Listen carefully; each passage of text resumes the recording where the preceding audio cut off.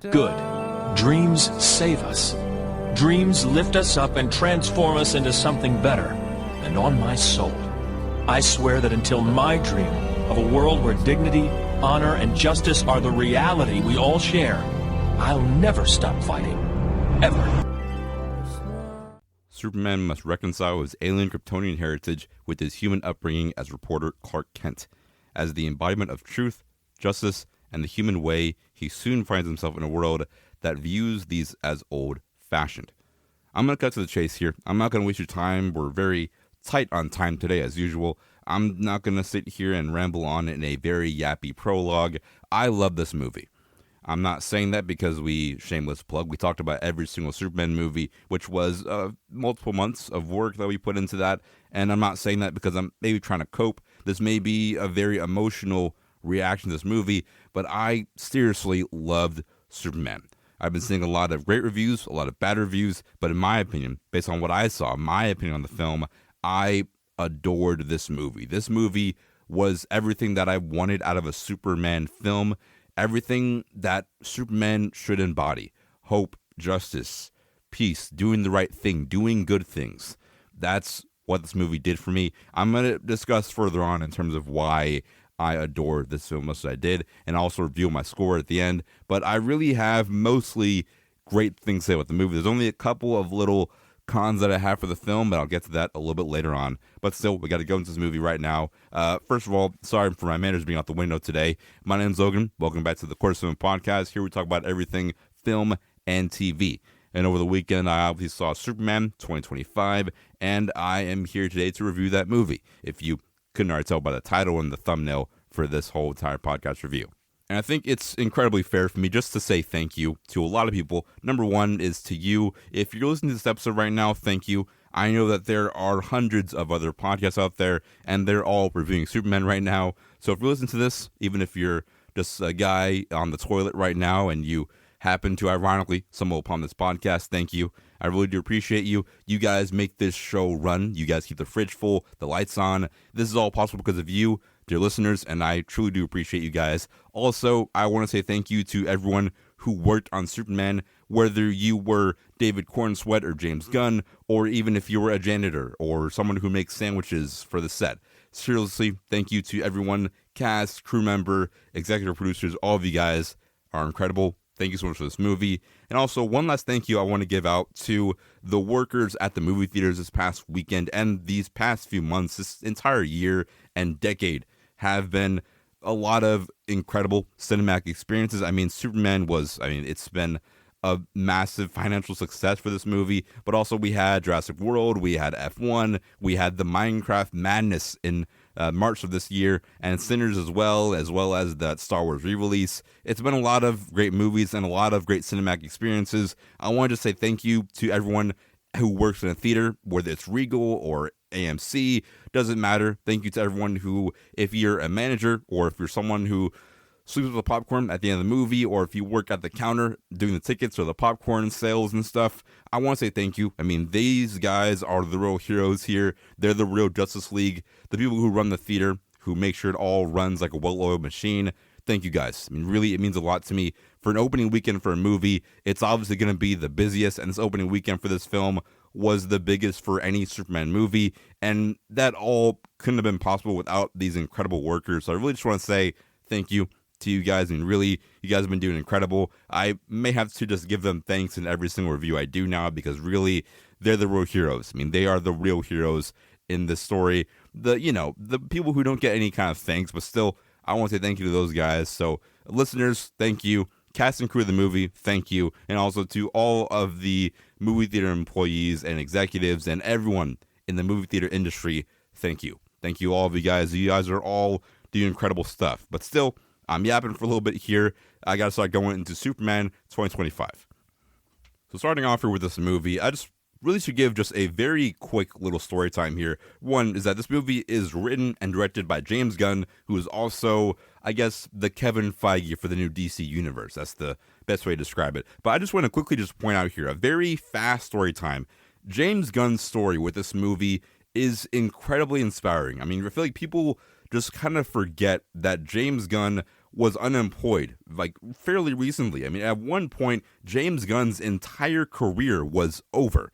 It was after Guardians of the Galaxy Volume 2. There was some tweets that resurfaced that was very offensive. I haven't read the tweets myself. I'm not sure what the tweets said exactly. But after those tweets came out and James Gunn was exposed and canceled, he was fired by Marvel. He was not on board for Guardians of the Galaxy Volume 3.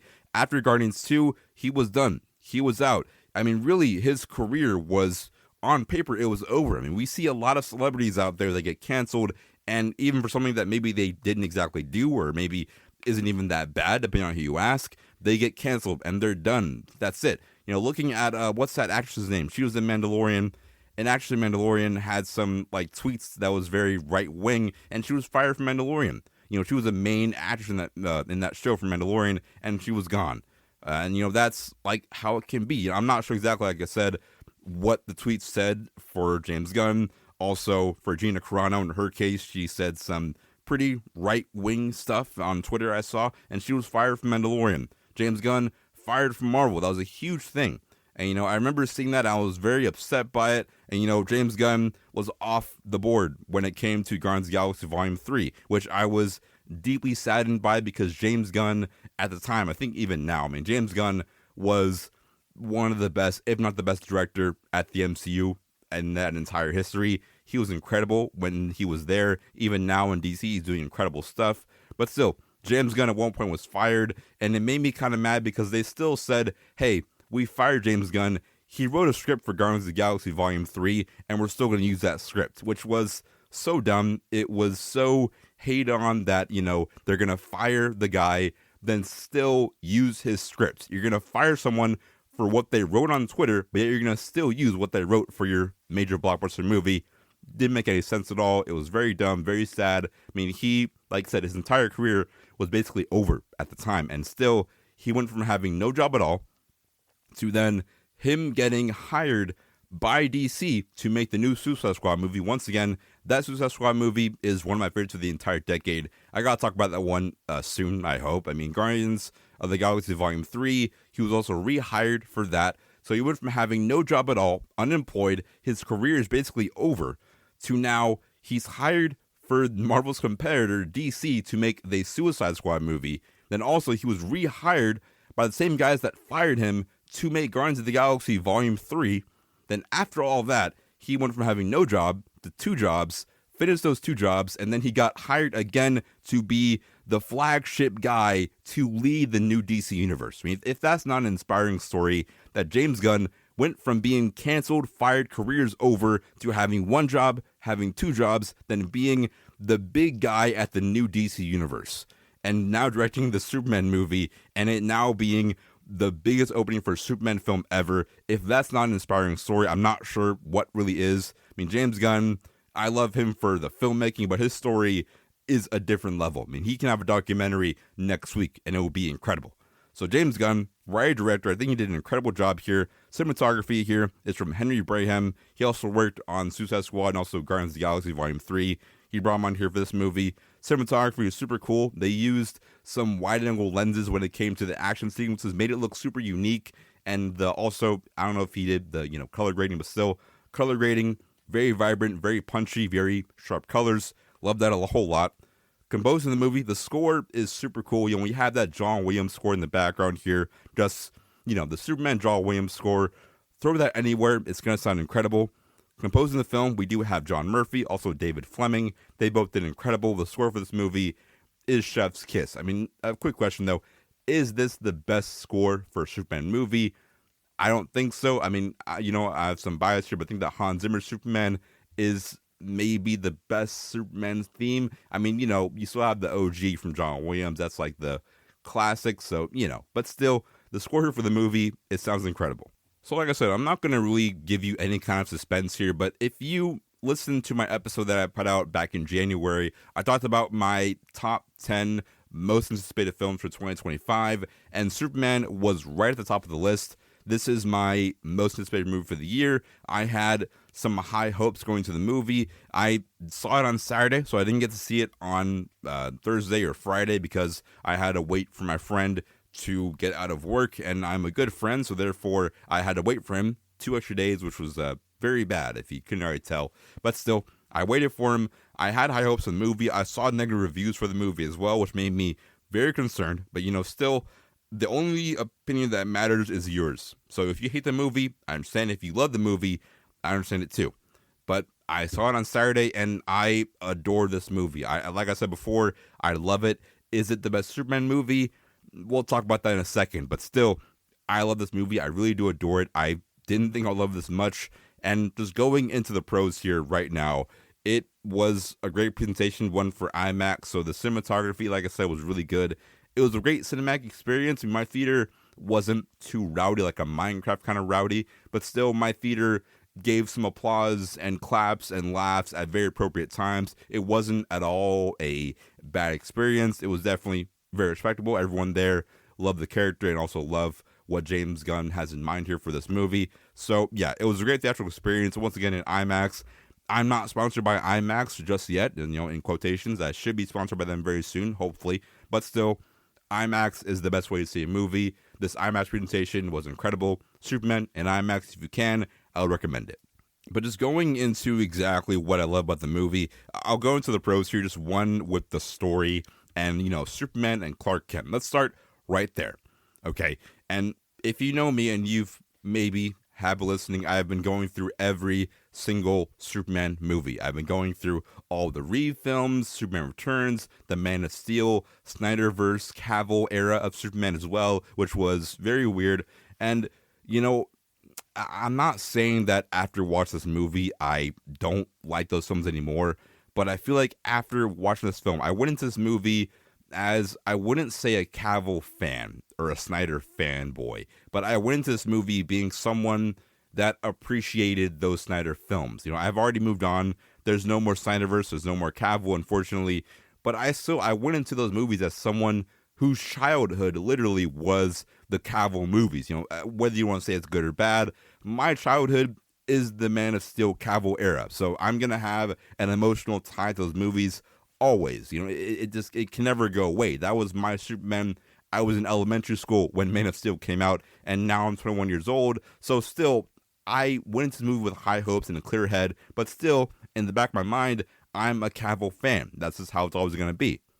But still, when I watch this movie, I just understand and I notice just how much Zack Snyder got wrong about the character. And I'm not saying Snyder maybe hated the character, never really understood him. I think that they understood Superman to a degree, but they just didn't understand the character. I feel like no one has really, besides Reeves, got it right really well. Superman Returns was solid too, and there's a lot of great animated shows and movies, but I feel like no one really ever got it right as much as James Gunn, which sounds weird, but still, there's been people that got it right. I should rephrase that, but I feel like we haven't gotten it right in a little bit. Looking at those Snyderverse and Cavill era, that lasted a very long time. We haven't had a Superman movie in almost 10 years. If you want to count Batman vs Superman, then we haven't had a Superman movie in a very long time. So this movie, I think it embodies what Superman and Clark Kent should be.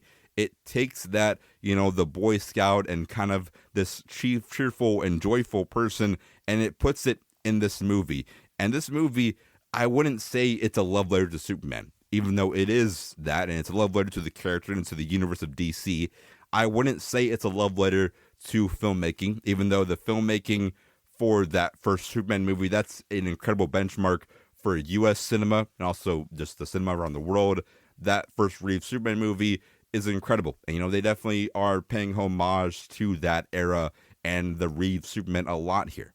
But no, still, I wouldn't say this is a love letter to Superman or filmmaking or the fans either. This movie is definitely being very loved by Superman fans, but I wouldn't say this is a love letter to any of those. I'd say this movie is a love letter to the world, which sounds corny, and I never thought I'd be a person to say this, but Superman 2025, directed by James Gunn, is the movie that the world needs right now. That's my main takeaway from all of this entire movie, that this movie is the film that the world truly needs. It's going to be infinitely relevant for all time. You're looking at movies like La Haine, is that French movie that talks about police brutality. Also, another related one here is also Do the Right Thing from Spike Lee, which is a movie about violence and equality and also police brutality once again. And is this movie, it's weird to say, is Superman as good as Lahane and also Do the Right Thing from Spike Lee? I mean, maybe not, but still, what this movie and I feel like those movies have in common is that they're going to be infinitely relevant for all time. Doesn't matter if we're watching it in 2025, 2030, or even in 3098. Superman 2025 will still be that movie that my kids and my grandkids can look back on and say this movie still is relevant to this day. I remember I sent my friend a meme that says that Superman made me want to be a better man after I watched it. And he asked me, well, Logan, really, Superman, a guy who wears tights and boots, he wanted you to be a better man? How did this movie about a character that literally exists on sheets of paper, how did it make you want to be a better man? That sounds childish. You know, I see all the memes also of, it's that one meme of a bunch of guys and they're wearing like raggy clothes, then they walk through the book and they become guys in suits, and then the book is Superman. I saw that meme too about how guys are just becoming so obsessed with being joyful and hopeful and courageous and being a beacon of hope to the world. I mean, that's all, you know, fun and games, but Logan, I mean, really, what was the turning point in this movie that made you really like it? And I'll admit that I did cry in this movie. I wasn't a guy who went into the movie expecting to cry. I didn't really force myself to cry in the movie, and I'll just tell you the exact moment where I cried in the movie. It's not really a spoiler. It's in all the promotional for the movie. It's going to be in the trailers. You'll see it. The moment where the kids are, specifically the one kid, I guess, he puts up the flag post of the Superman symbol, and then you can see all the people that are like in that little kind of like war zone kind of era. They're all chanting Superman as well, and the kid has the flag post up of Superman, and they're just calling out and chanting his name for help. I mean, that moment for me, I wasn't expecting to just bawl my eyes out, but in that moment, I just understood. It's like that one, the Danny DeVito meme of he's like, I get it, I finally get it. Or like the Martin Scorsese meme of him saying, this is cinema. That was me in the theater. I mean, I was literally bawling my eyes out because I understood finally what Superman meant. And there's this other part in the movie a little bit later on. It's also, I think, in all the promotional, you can see it in some trailers as well, where Superman, he's talking to Lex Luthor, and he says, Lex, that's where you're wrong about me, Lex Luthor. He says that I get scared, but that's what makes me human. That is my greatest strength. And that moment for me is what I love about all of the Henry Cavill movies, that Henry Cavill, his Superman was scared and he didn't know what to do or how to do it. He didn't know what Superman meant. And that was so relatable to me and other people, to where we're not exactly sure how to be human sometimes. We're all very lost and scared. And we all feel like an alien from another planet sometimes. We're not exactly sure how to be who we're meant to be. And that's what Superman has also, but he's still able to be a beacon of hope and put one foot in front of the other every single day and be the kindness and the justice the world just really needs. I mean, I really never really thought I'd understand this character on really a deeper level, or really when I watched the movie, I don't even think I understand him that much really, but still watching the film made me want to study and learn more about Superman. You know, and also, I mean, after I cry in a movie, I mean, really, I don't cry that much in films, but still, I feel like after I cry, it's automatically at least a 4.5, or at least a 4. At the very least, if I cry in a movie, if it makes me cry, it's at least a 4. At least an 8 out of 10 at the very least. So for me, that automatically put it up at that level. Then also, there's just so many great shots. I mean, there's that one shot in the trailer, and it's also in the movie, so when Superman is like, he's above that cloud of smoke, and then the sun is emerging through the smoke, and you just see the cape flapping in the wind, and it's just so much of what Superman is supposed to be that when I go back to watch a Snyder film now, I might give those Snyder films a lower score. You know, I feel like I'm looking at this character and looking at Henry Cavill's character, they're both going through the same kind of struggles. They're kind of confused on what it means to be Superman. They're all alone. They're all frustrated and sad and angry, but yet they still, what separates this versus Henry Cavill Superman is that Henry Cavill Superman was still not very hopeful. They didn't really show us that joyful and lighthearted and that beacon of hope. I mean, they did, but they didn't show us that Reeves-like appearance and aesthetic of Superman that they show here in this movie. That Superman, regardless of how he feels, or if he feels sad or upset or betrayed, it doesn't matter. He's still going to be the hopeful Boy Scout they all really love him for. Maybe the thing that made me be a better man or want to be a better man is that it costs nothing to be kind. You don't need to have powers. You don't need to have a cape and boots and come from an alien planet, but still we all have the ability to be kind and still be a beacon of hope that people really do need in today's world.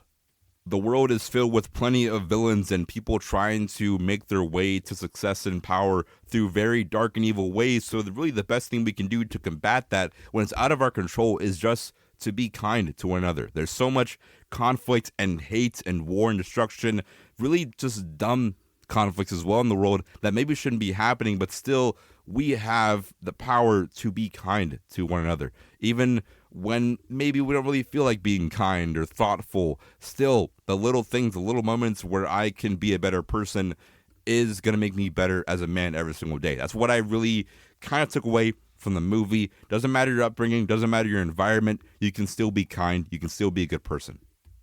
My other pros for the movie are kind of basic stuff, I guess. I did love the acting in this movie. I feel like everyone in the movie is good. I feel like no one for me felt annoying or kind of like a nuisance or like they didn't really fit in the movie. I think that everyone in the movie was actually really good. There's no character that I really do hate in the movie. I mean, really, the non-Superman characters, I think, in this movie might be the best. At least like top 3 out of any Superman movie. It's really good for just the non-Superman characters. Like Lex Luthor, he's just solid. I mean, really, Nicholas Hoult is incredible. I feel like I've been a fan of him for, I feel like, forever. Since X-Men First Class, he's been really good. Even recently, he's been on just an incredibly strong run. I mean, Nicholas Hoult right now, what he's doing is incredible. I mean, he had Nosferatu. He also had The Menu, which he was just really solid in. Also last year, Jury Number 2 was from Clint Eastwood, and that movie was really good, but no one really saw it for some reason. Mad Max Fury Road. He hasn't been in a lot, but still, Nicholas Hoult has been an incredible actor. I mean, obviously David Cornsweet, he was great as Clark Kent, also Superman. Rachel Brosnan was solid as Lois Lane. Maybe my favorite Lois for a bunch of different reasons. She was really good in this movie. I did like Guy Gardner, Nathan Fillion. Nathan Fillion, has he been bad in a movie? I don't really think so. So, Nathan Fillion, he's solid. He's fire. He was great in that movie. Isabella Merced is also good. He has Hawkgirl, sorry. But I think the best character, the best non-Superman character, well, one, Jimmy Olsen, which is he was really fire. But still, I might have to give the best non-Superman character to Mr. Terrific. And the same guy who played this guy, Mr. Terrific, he also was in X-Men First Class for like 5 minutes before he died. But still, Mr. Terrific was a character that I didn't think was going to be this good. I mean, is he like this super thematically rich character? No. But, I think that he was a very fun character. I mean, really, if we're talking about characters that I want to see maybe have their own spin-off show or movie, Mr. Terrific is like top 1 right now for me. I mean, Mr. Terrific was so good. I mean, I really am just hungry to see what else can James Gunn do with this character. I mean, really, I'm not even sure of the character's like comic background or anything like that, but still, he was great. I mean, he had the best comedic timing, maybe the best non-Superman action sequence, if not the best Superman action sequence in general. He was really solid here for the action for Mr. Terrific. I mean, really, he was awesome. I want to see him in more stuff. I mean, I hope it happens. With the new universe, he can maybe squeeze into other projects. I would say, if there's a way to describe him, he's kind of like Cyborg is a cool way to describe him. I don't read comics, so he maybe have some different kind of differences here. But still, he was really good in that role of Mr. Terrific. I want to see him in more stuff. I'm excited for where this universe can really go. That's another positive that I have, is that, one, this movie alone on its own is really good, but still, in terms of it being the launch point for a new universe, it's great. I mean, this movie does a really good job at establishing the universe. Starting off with Superman, it's really important. Without spoilers, I mean, obviously they're going into the Justice League stuff. They're definitely trying to get that ball rolling very soon. Next year, Supergirl, which is going to be really good. After that, I'm not quite sure what's going to be happening. James Gunn made a video explaining, hey guys, this is our full plan for this first phase of the DC universe. I remember nothing from that video. So, I'm kind of going into a little bit of surprise, and really, this movie alone, it's very strong. It made a lot of good money. The fans are happy, and the studio also is definitely going to be very happy here with this movie. And I'm going to be talking about Fantastic Four. I'll be talking about that one when it comes out next week. But I think that right now, I'll just answer the question exactly, is DC in a great position? I think yes. I think that DC is in the best position it's been, really, at least since, I think that Man of Steel and then, that Batman vs. Superman era before the movie came out, it was definitely very strong then. But I think that right now, honestly, this might be the strongest DC maybe has ever been. In terms of, you have the Batman and this. That's really all you need right now. The Batman came out in 2022. The fans loved it. Then we also got a lot of stinkers in between that. But I feel like the good has been outshining the bad when it comes to the DC universe or the DC stuff right now. I know that the Batman, it's not a part of this DC universe. And also, I'll touch on that right now too. Should the Matt Reeves Batman stuff be in this universe? I think no.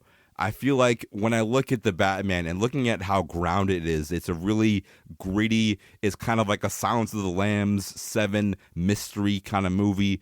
That would not translate well to what Superman is and what this James Gunn universe is looking like.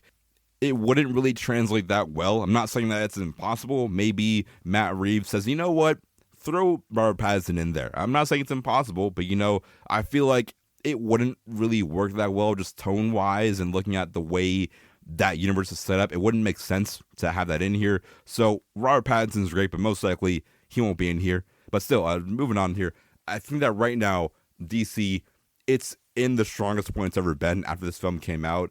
If they keep this consistency rolling, August, we have right after this Peacemaker. Next year, we're going to be having a Supergirl movie. If they keep this consistency up with the fans being happy and critics, who cares? But still, the fans are happy. It's making money. Everyone seems to be liking it. Majority of people watching the movie like the movie. They're really in love with it. I think that right now, if they keep on this path, they're going to be in great shape for a very long time. Now, as for Marvel, I'll have to watch Fantastic Four first, then I'll just speak on that when that happens. But still, for DC right now, there may be, I think, we have the Avengers films coming out, but still, they're in a solid position right now to do whatever they want and doing it very well. But with Marvel, their best choice right now might be to reset everything. So looking at this current state right now, I would put DC over Marvel just because things at Marvel, they aren't looking that good. We have the Avengers films coming out, the Avengers, Doomsday, and Secret Wars, but those movies are such an empty movie. It's just such a hollow Avengers film.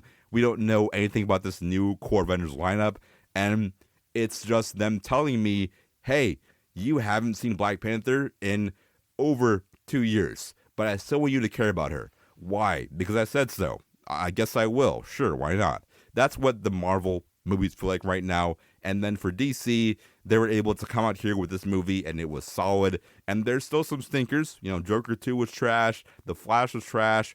Aquaman 2, everyone forgot about, so I assume it's trash there too. So, right now, there's been some stinkers, but still, the good outshines the bad. We have Superman that was solid. We have Peacemaker, another great show. Then, still we're going to have Supergirl next year. Hope it's good. We still have some good momentum. So right now, DC is in a very good spot.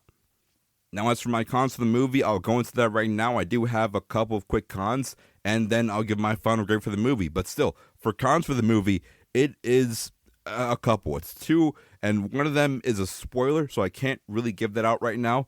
But still, my one con that I have, number one, is that there is a big narrative change in the movie. If you've seen the movie, then you'll know that there is this massive narrative change that happens in the film, which I think it doesn't change a lot in terms of the Superman origin, in my opinion. It's still relatively the origin for Superman. It's still the same. but still, there was a very massive change in terms of the narrative that we've never seen before in, the motion picture side of things. I think in comics, maybe it happened before, maybe it didn't. I don't know. But still, that big narrative change for me, it doesn't sit right in my mouth, but still, like I said, it doesn't change a whole lot in terms of the origin for Superman, and also it pushes the plot forward, and also it does make this film very bold and fresh, what I think is, that's a good thing. So the narrative change, I'll have to rewatch the movie to see if my opinions on it are still the same, but still, that's my one con. It just felt kind of weird. Number two is the pacing and then the time spent with characters. I think it could have been better. This movie is very fast. It's only like 2 hours. The movie's like 2 hours and the credits are combining into that, but still, yeah, it's like a 2 hour movie. And then I feel like it's just too fast at times. I feel like it's way too quick of a movie. I feel like it would have been better to slow down at points. I understand completely different movies and a different runtime, but I like that with Man of Steel, that movie takes time to breathe sometimes. And I'm not saying this movie doesn't have points to breathe, but still, I would have liked just more time to just relax, then get to know Clark Kent. I guess a minor spoiler, there's not really a lot of Clark Kent in the movie. And, I just would have liked to see more of Clark Kent and the Daily Planet stuff, and more of Lois Lane and Jimmy Olsen and, Perry White. And I would have liked to just see more of the world, and that's maybe a good and a bad thing. Yeah, I look at, like The Dark Knight and Batman Begins and all that. We get more of Bruce Wayne as well as Batman in those films. But still, I would have liked to just see more of David Cornsweet as Clark Kent in the Clark Kent nerdy kind of role. That would have been cool to see. I would have liked that a lot. But, we don't get a lot of that here. It's a little bit of a con. I would have liked to see more of everything else. This movie is definitely very invested in the story, but still, I would have appreciated some more time with everything, which is kind of a pro and a con with the movie. I feel like when I rewatch this film, I might rewatch this movie later this week or, next week, whatever. I feel like when I rewatch it, maybe I'll notice more cons of the movie. Right now, this is definitely a very emotional review. This is purely a lot of emotion with this review, and when I saw the movie, like I said, I cried once. I definitely possibly cried 2 or 3 separate times. That's very possible. At least one time I was bawling my eyes out for sure. But still, my opinion still stands right now. Maybe I was just being very emotional, but still right now, my score for the film is an A-. It is a 4.5 out of 5, 9 out of 10. It's an A-. I do enjoy the film. I think it was very, very good. I really did enjoy it. Once again, that might be me being emotional and being a nerd and not me being as much of a good, proper critic. But still, look, films are subjective. Like what you like, hate what you hate. Doesn't matter. You can love it or hate it. Doesn't matter. But still, right now, it's an A-. Go see it. I definitely really enjoyed it. If I rewatch it again, my score could go down. But, right now, it is my number 2 on the year. I was going to put it at number 1, but I was like, Sinners was just so good. Can I really put it at number 1? Not quite yet. But still, I give it 4.5 out of 5. Right now, this very second, it's one of my favorite films of the entire decade so far. And as of right now, also, this movie for me on the Superman movies ranking is number 3. I'm not super confident to reveal this anywhere else, but I'll just say it here real quick. My official kind of Superman ranking is at number 6, Quest for Peace. It was trash. Number 7, I have the Superman 3 movie was just not good. Number 6, I do have Superman Returns. Number 5, I do have Superman 2. Number 4, I have BVS, Dawn of Justice 2016. Number 3 and 2 and 1 are kind of a 3-way tie right now. But for number 3 is Superman 2025. Number 2, I do have Man of Steel. Number 1, I do have Superman 1978. I feel like as it stands right now, Man of Steel, it's just like so weird. It's kind of like, you have this super cool restaurant, right, that you go to a lot that makes Mexican food. Then another restaurant kind of comes out of nowhere. They make maybe better food than the other Mexican restaurant. But, it's like this Mexican restaurant that was, made in 2013 by Zack Snyder. It's like it's your restaurant. You've been there hundreds of times. You love this restaurant so much. You went to this restaurant with your wife and your kids and your best friends. And, the 2013 Man of Steel Mexican restaurant is so good that, you're not quite comfortable with putting it below the new Mexican restaurant just yet. And same with the number one. 1978 and 2013 Superman, they're so good, but I kind of need just more time to think and rewatch it. After maybe 3, 4, maybe like 10 rewatches, maybe I'll have a definitive list, but right now, this is just my very Superman ranking with like an asterisk sign. It's very much so still in development. I need to really just work on solidifying this list, but still, once again, very fast before we go. Number 8, I do have Superman Quest for Peace. Number 7, Superman 3. Number 6 is Superman Returns. Number 5 is Superman 2. Number 4, BVS, Dawn of Justice. Number 3, Superman from James Gunn. Number 2, Man of Steel. Number 1, I do have Superman 1978. So that's my ranking right now. I'll put it also in the show notes below just so you can kind of sit there and look at it. Also, it's on my letterbox too. But yeah, right now, that's it for Superman. That's my review for the movie. I'll most likely be talking about this again as we go into Fantastic Four. I'll probably mention it there too. This is really like the true summer blockbuster right now. I feel like it's the big battle for who's going to be the summer movie. I feel like right now, it's going to be hard for Fantastic Four to beat this Man of Steel hype. It's just so on another level right now. Once again, it might be all emotion, just like how last year, the fans were all like, oh my gosh, Deadpool vs. Wolverine, it's so good. And then now a year later, not talked about it at all.